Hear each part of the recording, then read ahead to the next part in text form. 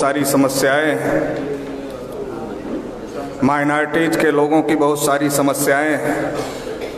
उसी प्रकार से देश के अंदर जो ओबीसी समाज है उसकी भी बहुत सारी समस्याएं हैं। और उन बहुत सारी समस्याओं में ओबीसी की सबसे बड़ी समस्या ये है कि ओबीसी की समस्या क्या है यही ओबीसी को नहीं पता है। ये पहले नंबर की ओबीसी की समस्या है। ओबीसी को उसका इतिहास नहीं पता है। ओबीसी को उसके पुरखों की क्या लड़ाई थी वो लड़ाई ठीक नहीं पता है।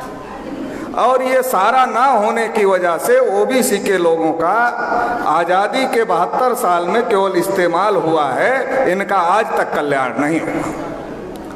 2014 के पहले नरेंद्र मोदी जी आए और नरेंद्र मोदी जी ने कहा मैं ओबीसी का हूँ। ओबीसी के लोगों ने सोचा ओबीसी का है। फिर नरेंद्र मोदी जी ने कहा मैं तो चाय बेचने वाला हूँ, तो ओबीसी के लोगों ने सोचा चलो अपना है और चाय बेचने वाला है तो मतलब गरीब भी है और अपना भी है, तो इस बार जरूर अपना कल्याण हो जाए। बड़ी उम्मीद थी बहुत सारे ओबीसी के लोगों को नरेंद्र मोदी से। मगर जब नरेंद्र मोदी देश के प्रधानमंत्री बने तो नरेंद्र मोदी ने क्या किया ओबीसी के साथ में, ये ओबीसी के लोगों को जानना समझना जरूरी है। गुलाम भारत में अंग्रेज ओबीसी की गिनती करते थे, जाति आधारित गिनती करते थे। जब देश आजाद हुआ, नेहरू देश के प्रधानमंत्री बने तो नेहरू ने ओबीसी की गिनती रोक दिया, जाति आधारित गिनती रोक दिया। और जाति आधारित गिनती नेहरू ने रोका, कांग्रेस ने रोका,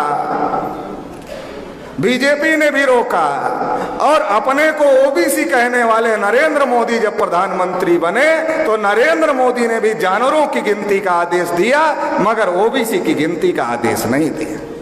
देश में जानवरों की गिनती होती है, कुत्तों की गिनती होती है, हिजड़ों की गिनती होती है, मगर ये जो ओबीसी है जिसकी आबादी देश में 52% है, इस 52% ओबीसी की देश में गिनती नहीं होती है। अपने को ओबीसी कहने वाले नरेंद्र मोदी ने भी ओबीसी की गिनती नहीं की।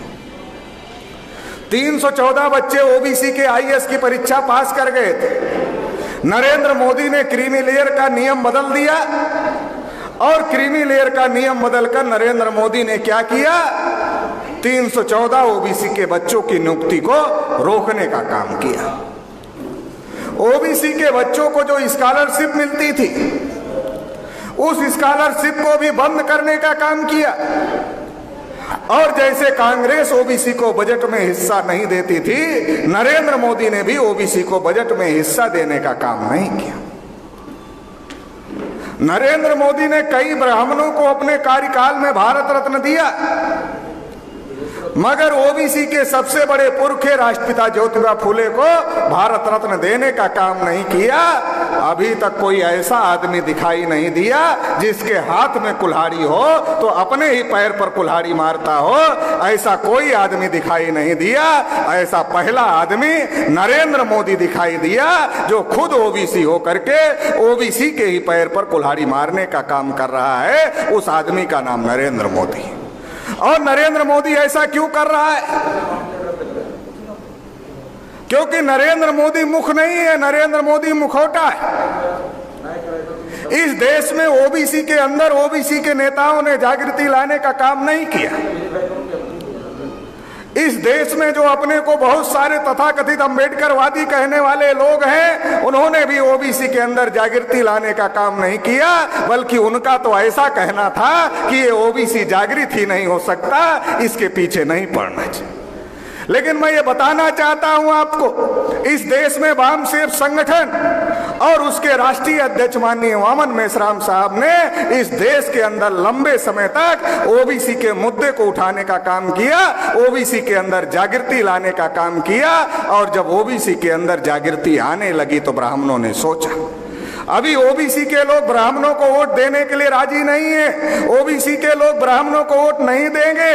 अब ब्राह्मणों का वोट, ओबीसी का वोट अगर ब्राह्मणों को चाहिए तो ब्राह्मणों को क्या करना होगा? तो आरएसएस के ब्राह्मणों ने प्लान बनाया कि अगर नरेंद्र मोदी नाम का मुखौटा नरेंद्र मोदी नाम का मुखौटा अगर आरएसएस के ब्राह्मण लगा ले, ये नरेंद्र मोदी मुख नहीं है, नरेंद्र मोदी मुखौटा है। आरएसएस के ब्राह्मणों ने 2014 के चुनाव में नरेंद्र मोदी नाम का मुखौटा लगाया। ओबीसी देखता है, उसे लगता है नरेंद्र मोदी है, लेकिन पीछे से आरएसएस के ब्राह्मण सारा का सारा ओबीसी के लोगों का सत्यानाश करने का काम कर रहे हैं। इस षड्यंत्र को ओबीसी के लोगों को समझने की जरूरत है, इस षड्यंत्र को ओबीसी के लोगों को जानने की जरूरत है, क्योंकि ओबीसी के लोगों के साथ में आजादी के 70-72 साल में भी अन्याय और अत्याचार क्यों हो रहा है, इनके साथ न्याय क्यों नहीं हो रहा है? क्योंकि ये जो समाज है, ये समाज जागृत नहीं है।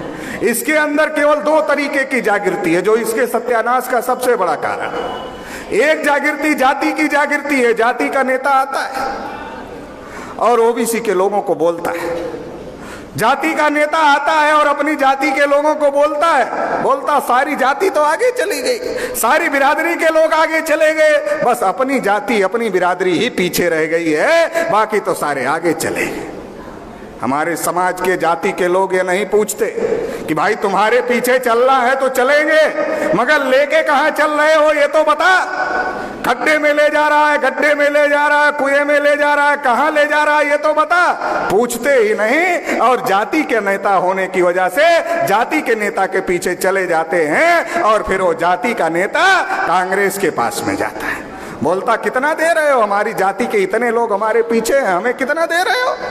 अगर कांग्रेस के लोग कम देते हैं तो बीजेपी के पास में चला जाता है, बोलता कितना दे रहे हो, हमारी जाति के इतने लोग हमारे पीछे हैं, अगर हमारा समर्थन चाहिए तो बोलो कितना दे रहे हो। हम जाति के नेता को नेता मानते हैं, और जाति का नेता हमारा सौदा कांग्रेस से करता है, हमारा सौदा बीजेपी से करता है, हमारा सौदा आरएसएस से करता है, मतलब हमको ब्राह्मणों के हाथों में बेचने का काम करता है। अधिकार चाहिए ओबीसी को, ओबीसी के नाम पर अधिकार मिला है, ओबीसी के नाम पर अधिकार चाहिए, ओबीसी के नाम पर, और नेता चाहिए जाति के नाम पर। बीजेपी के लोग हमारा सत्यानाश कर रहे हैं, कांग्रेस के लोग हमारा सत्यानाश कर रहे हैं। हमारे बहुत सारे समझदार लोग 4.5 साल तक भाषण करते हैं, ये बीजेपी हमारे विरोध में है, बीजेपी हमारे विरोध में है, बीजेपी हमारा सत्यानाश कर रही है, ये कांग्रेस हमारा सत्यानाश कर रही है। और जब 6 महीने का चुनाव का समय आता है और बीजेपी कांग्रेस के लोग उसके जाति के आदमी को टिकट दे देते हैं, फिर वही आदमी बोलता है। जो आदमी 4.5 साल तक भाषण करता है, ये बीजेपी हमारे विरोध में है, कांग्रेस हमारे विरोध में है, वही 4.5 साल बाद वही आदमी बोलता है जब चुनाव का समय आता है, अरे अभी अपनी बिरादरी के आदमी को टिकट दे दिया तो बिरादरी की इज्जत तो बचाना ही।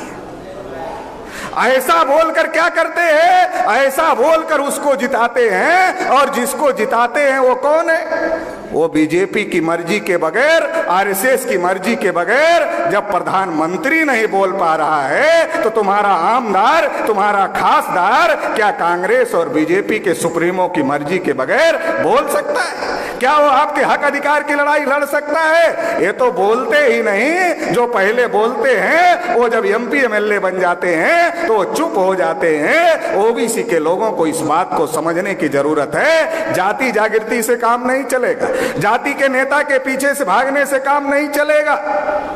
और या तो ओबीसी के लोगों के अंदर धार्मिक जागृति है। धार्मिक जागृति क्या है? ब्राह्मणों ने कहा गर्व से कहो हम हिंदू हैं। इनको तो बहुत गर्व हो जाता है हिंदू होने पर, क्योंकि पता ही नहीं है हिंदू क्या है। अरे जो लोग आज आपको बोल रहे हैं गर्व से कहो हम हिंदू हैं, उन्हीं लोगों ने इस देश में जब अंग्रेज नहीं आए थे, इस देश में जब मुगल नहीं आए थे, तब ओबीसी के लोगों को शूद्र कहा था, अनुसूचित जाति के लोगों को अछूत कहा था। बहुत सारे ओबीसी को लोगों को लगता है नहीं हमारे राजा तो छत्रपति शिवाजी महाराज थे, हमारे राजा तो छत्रपति साहू महाराज थे, हम शूद्र कैसे हो गए? अरे इन ब्राह्मणों ने शिवाजी महाराज को भी राज तिलक करने से मना किया था और शूद्र कहकर अपमानित करने का काम किया था। इन ब्राह्मणों ने ज्योतिबा फूले को भी शूद्र कहा था और उनको भी अपमानित करने का काम किया था।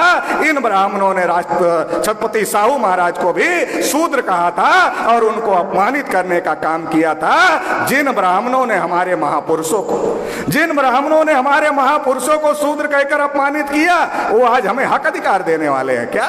दोस्त और दुश्मन की सही पहचान करना होगा, सही लड़ाई लड़ना होगा। जिन्होंने हमें पहले शूद्र कहा था, पढ़ने लिखने के अधिकार से, धन संपत्ति रखने के अधिकार से, बोलने सुनने के अधिकार से, सभी प्रकार के अधिकार से वंचित किया था, वही आज हमें हिंदू कह रहे हैं और कह रहे हैं लड़ जाओ मुसलमानों से। एक एक मुसलमान 14-14 बच्चे पैदा कर रहे हैं, मुसलमानों का देश पर कब्जा हो जाएगा।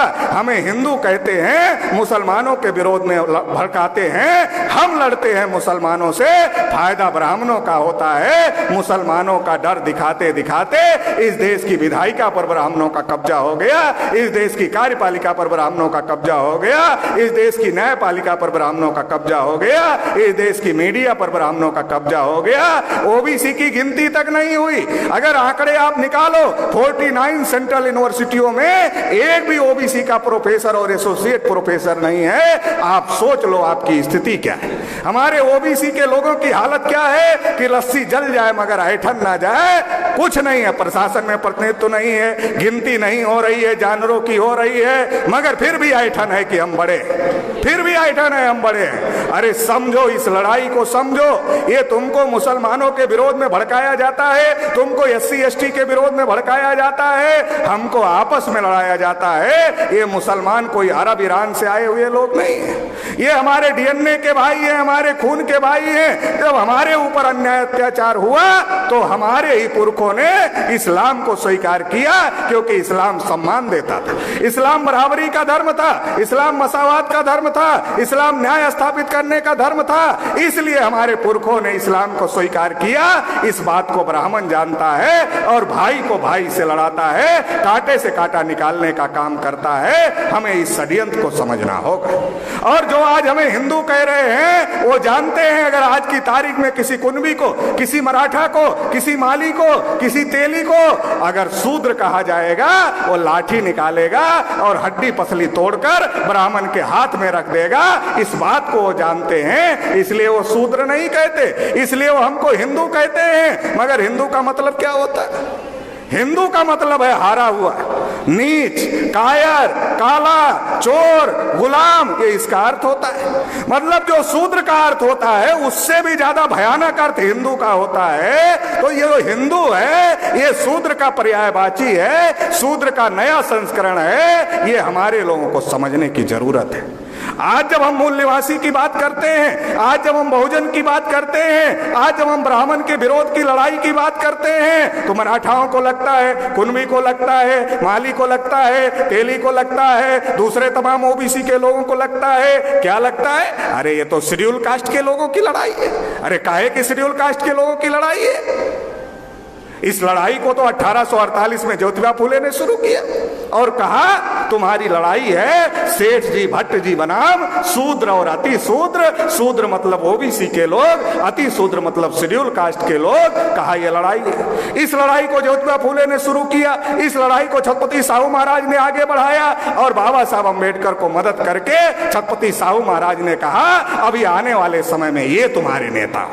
साहू महाराज ने कहा बाबा साहब अम्बेडकर तुम्हारे नेता होंगे, और हम क्या कहते हैं? बाबा साहब अम्बेडकर तुम्हारों के नेता हैं। छत्रपति साहू महाराज ने कहा बाबा साहब अम्बेडकर तुम्हारे नेता होंगे, हम कहते हैं बाबा साहब अम्बेडकर महारों के नेता हैं। जब हम अपने पुरखों की बात नहीं मानेंगे तो हमारा सत्यानाश होगा या नहीं होगा? इसकी वजह से तो सत्यानाश हो रहा है। जब बाबा साहब अम्बेडकर और साहू महाराज देश में मिलकर लड़ाई लड़ रहे थे, ब्राह्मणों को लगा बड़ा खतरा है, अगर साहू महाराज और अम्बेडकर की जोड़ी बनी रही तो इस देश में ब्राह्मणों का राज स्थापित नहीं किया जा सकता। इसलिए षड्यंत्र करके छत्रपति साहू महाराज की हत्या कर दी गई और छत्रपति साहू महाराज की हत्या होने के बाद में ब्राह्मणों ने दिशा भ्रम कर दिया। कुनबी लोग, मराठा लोग, माली लोगों का दिशा भ्रम हो गया, ओबीसी के लोगों की दिशा भूल हो गई और उस दिशा भूल का खामियाजा आज की तारीख तक हम भुगत रहे हैं। जब इस देश में ज्योतिबा फुले को, सावित्रीबाई फुले को घर छोड़ना पड़ा तो उस्मान शेख, फातिमा शेख ने घर में जगह दिया था। जब शिवाजी महाराज औरंगजेब की कैद में थे तो मदारी मेहतर नाम के मुसलमान ने शिवाजी महाराज को आजाद कराने का काम किया था। जब बाबा साहब अम्बेडकर को जरूरत पड़ी तो साहू महाराज ने मदद किया था। और जब गांधी और कांग्रेस ने कहा कि डॉक्टर अम्बेडकर के लिए संविधान सभा के दरवाजे ही नहीं खिड़कियां भी बंद हैं, तब मुसलमानों ने बंगाल से बाबा साहब अम्बेडकर को संविधान सभा में भेजने का काम किया था। और जब गांधी और कांग्रेस ने एक भी ओबीसी को संविधान सभा का टिकट नहीं दिया था, तब बाबा साहब अम्बेडकर संविधान सभा में खड़े हुए ओबीसी के हक अधिकार के लिए और आर्टिकल 340 लिखने का काम किया। और जब नेहरू आर्टिकल 340 पर अमल नहीं कर रहे थे तो बाबा साहब अम्बेडकर ने अपने कानून मंत्री पद से इस्तीफा दिया। तो कैसे कहते हो ये लड़ाई केवल शेड्यूल कास्ट के लोगों की लड़ाई है? कैसे कह रहे हो ये लड़ाई केवल महारों की लड़ाई है? ये केवल शेड्यूल कास्ट के लोगों की लड़ाई नहीं है, ये एससी एसटी ओबीसी माइनॉरिटी के लोगों की साझी लड़ाई है। हमारे पुरखे मिलजुल कर लड़ रहे थे, संविधान में अधिकार मिले, आज हम आपस में लड़ रहे हैं। इसलिए ब्राह्मणों का देश पर कब्जा हो गया है। हमें जागना होगा, हमें सोचना होगा, हमें समझना होगा।